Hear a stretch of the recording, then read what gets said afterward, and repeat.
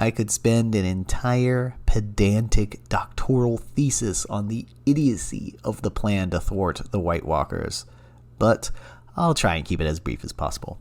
So here you go, in rapid succession, CinemaSin style, the faults of the plan to defend Winterfell from the army of the dead. 1. Dothraki charge. Sending the Dothraki cavalry out first alone and beyond the protection of the castle's defenses to charge to their near-certain deaths. 2. No artillery. Not firing catapults and artillery against the upcoming army to break them up. 3. One trench. Having a single trench to stop the dead from marching to the castle rather than dozens of trenches and obstacles to break up their forces or split them off. 4. Bad signal. The single trench will be lit on fire, but the signal will also be fire, which might be hard to see considering that the Night King has the power to summon stormy weather. Might be hard to see the signal light in a necromancy-induced blizzard, guys. She can't see us. 5. Bad dragon use. The dragons are responsible for lighting the trench on fire, but are stationed far, far, far away from the action.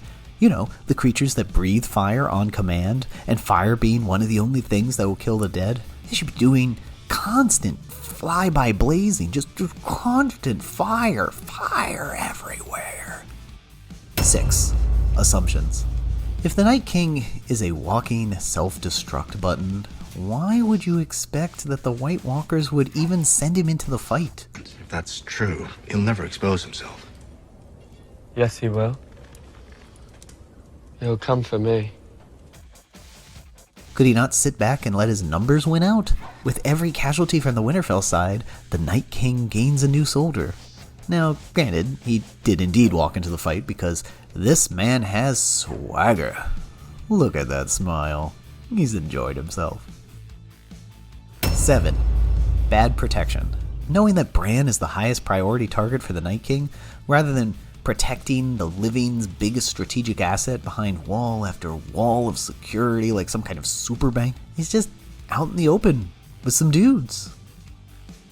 We'll put you in the crypt where it's safest. No. We need to lure him into the open before his army destroys us all. Well, they got bows and arrows though, so he'll be fine. It's not a big deal. 8. Waste of Bran. Bran has the ability to see through time, and yet they don't use this as an advantage. 9. No warging.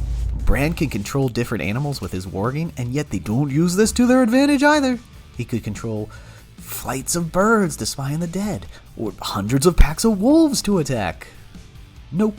All those ignored unique resources. Then again, Bran is surprisingly unhelpful ever since he became an all-knowing creeper god. Oh, brother, this guy stinks! 10. Crypts. Plus there's the whole women and children hiding in the crypts plan when your opponent can literally raise the dead upon command.